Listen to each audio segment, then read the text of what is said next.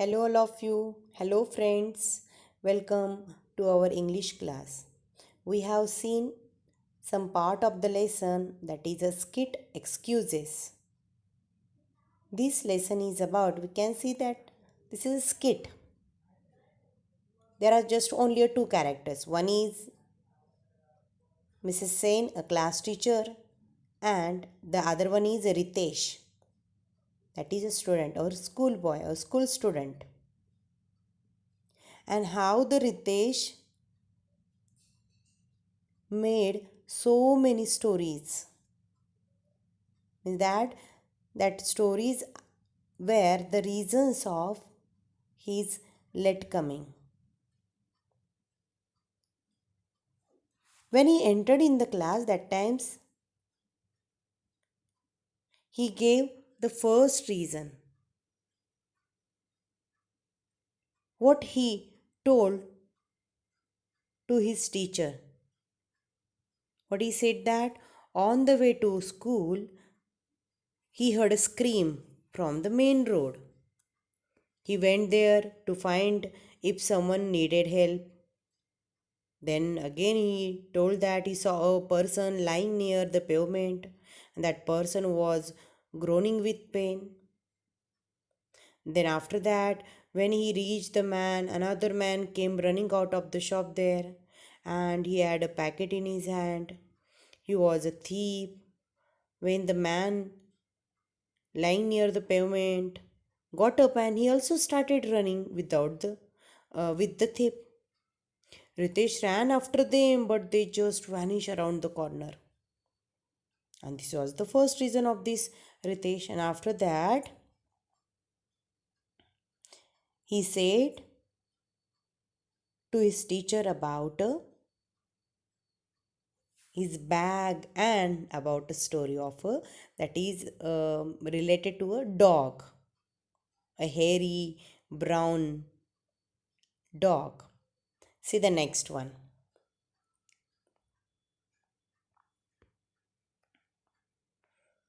Last sentence is going on. Mrs. Sen, okay, so let's say that accounts for 15 minutes. आता या ठिकाणी तो जो काही मुलगा आहे रितेश एक एक गोष्टी सांगतोय की माझ्या त्या बॅगवर दप्तरावर एक मोठासा असा जो काही डॉग असतो कुत्रा त्या ठिकाणी बसलेला असतो तो तिथनं जातच नसतो आणि then afters he offered him a biscuit to the dog and lured him away from the bag.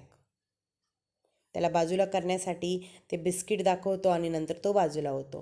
And then after Mrs Sen the class teacher said okay let's say that accounts for 15 minutes. ठीक आहे याच्यामध्ये गेले 15 minute. आणि then after मग काय 15 मिनिटानंतरचं काय झालं. मग अजून काय झालं असेल असं त्यांना विचारायचं असते. मग रितेश काय म्हणतोय बघा. But there is more ma'am. 15 मिनिटांना पण अजून आहे ह्याच्यामध्ये सुद्धा काही आहे पुढं आहे अजून. The poor dog began to follow me to school. It looked so poor, lonely, and small. That poor dog began to follow me. Poor dog. Grammatically बघितलं तर poor is adjective, dog is a noun. Poor dog. तो जो काही बिचारा असा जे काही dog होता तो माझ्या मागे यायला लागला. It looked so poor and lonely and small. It looked simple past ten. तो कसा दिसत होता. Just only very poor, very lonely आणि small.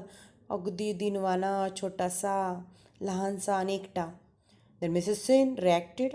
Small? Did you say small? लहान? तू काय म्हणालास लहान? Then Ritesh said I mean young ma'am. It was a big in size but it was only a puppy. I mean young म्हणजे ma'am that is a young, वयाने लहान. आकाराने जरी तो मोठा होता असला तरी तो कसा होता ते लहान पिल्लूच होतं. And it looked lost. May be it was looking for its mother or owner and I thought it was asking for my help. So I began to enquire with the other shopkeepers and passerby. but nobody could tell and couldn't leave it behind. बघा, that is and it look lost. May be बहुतेक तो काय झाला असेल, हरवला गेला असेल. And it was looking for its mother or owner. एक तर तो त्याच्या आईच्या शोधात असेल किंवा त्याच्या मालकाच्या शोधात तो असावा. That's why just only asking for my help. जसं काही तो माझ्याकडे मदत मागत असेल.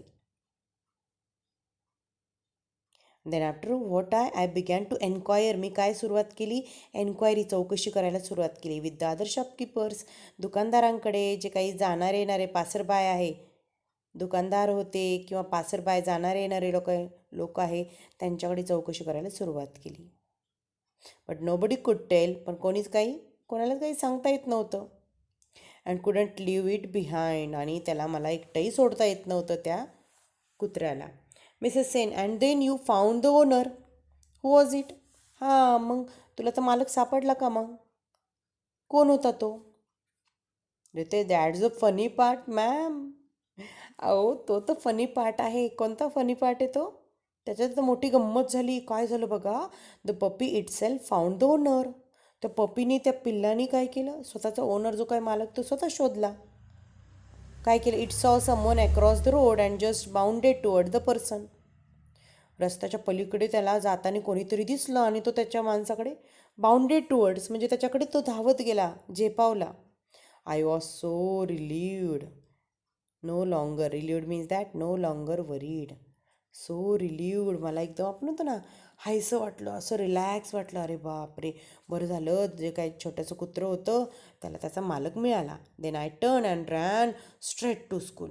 आणि अगदी मी फिरलो आणि सरळ शाळेकडे मी अगदी धावत निघालो. Then Mrs Sen, very good boy, good boy. Now that your good deeds are done, there is something else you can do. बघा, गुड डीड्स म्हणजे जे काही सगळं चांगल्या गोष्टी केल्या तू, आय थिंक हे सगळं झालं असेल. Now that your good deeds are done, सगळं झालं का आता? Then afters what you have to do the next one. There is something else you can do. आता पुढे एक गोष्ट तुला करायची आहे. There is a story writing competition coming up. Would you like to send an entry. आता काय झालं आहे, पुढेच एक स्पर्धा येणार आहे. कोणती? स्टोरी रायटिंग कॉम्पिटिशन, कथालेखन एक स्पर्धा आहे ती आहे. त्याच्यामध्ये तुला काय घ्यायचं आहे, भाग घ्यायला तुला आवडेल ना? Would you like to send an entry. तुला त्यात भाग घ्यायला आवडेलच ना? देन रितेश बघा काय म्हणतोय, हो मॅम, मी ma'am, now I wouldn't know what to write. काय लिहायचं मला नाही माहिती. मी का? मला काय लिहायचं माहीत नाही. I am not good at making up stories. मला तो गोष्टी तयार करतासुद्धा येत नाही, आणि मग मी काय लिहिणार त्याच्यामध्ये. बघा, असा रितेश नावाचा मुलगा. म्हणजे कशा पद्धतीने या जी काही हे स्किट आहे किंवा हा जो लेसन आहे, यामध्ये तो रितेश नावाच्या मुलानी ज्यावेळेस तो शाळेत उशिरा आला, वर्गात उशिरा आल्यानंतर एकाला एक एक्सक्युजेस तो देत होता, एकामागं एक कारणं देत होता. त्या कारणाला लागून तो वेगवेगळ्या स्टोरीज तयार करत होता. तर अशा मुलांच्या बाबतीत जर अशी काही मुलं असतील तर आपल्याला काय, एक रोल असतो प्रत्येकाचा. टीचर्सलासुद्धा हा रोल चांगल्या पद्धतीने स्वीकारावा लागतो. मग या ठिकाणी अशा मुलांना काय केलं पाहिजे, रादर यांना काय केलं पाहिजे, वेळेचं महत्त्व काय हे सांगितलं पाहिजे. रादर या मुलांच्या जे काही पॅरेंट्स असतील, आईवडिलांशी बोललं पाहिजे. त्यांच्याशी बोलून काय रिझन आहे ते विचारली गेली पाहिजे. आणि अजून एक, टीचर त्या मुलांना कन्व्हिन्स करू शकतात की अशा पद्धतीने तू जर लेट आला तर तुझा जो काही स्टडीज आहे, तुझा जो काही अभ्यास आहे, तू स्वतःहून काय करतोय, त्या स्टडीज तुझा या लेट आल्यामुळे सगळा अभ्यास अपूर्ण राहतोय. आणि असा अभ्यास अपूर्ण राहिल्यानंतर पुढे काय प्रॉब्लेम येऊ शकतात, परीक्षेमध्ये तुला कमी मार्क्स मिळू शकतात या गोष्टी या मुलांना समजावून सांगितल्या पाहिजे. आय थिंक हा जो काही लेसन आहे, रादर एक स्किट आहे, हे तुम्हाला नक्कीच कळालं असेल. Okay, all of you my friends, bye bye, thank you.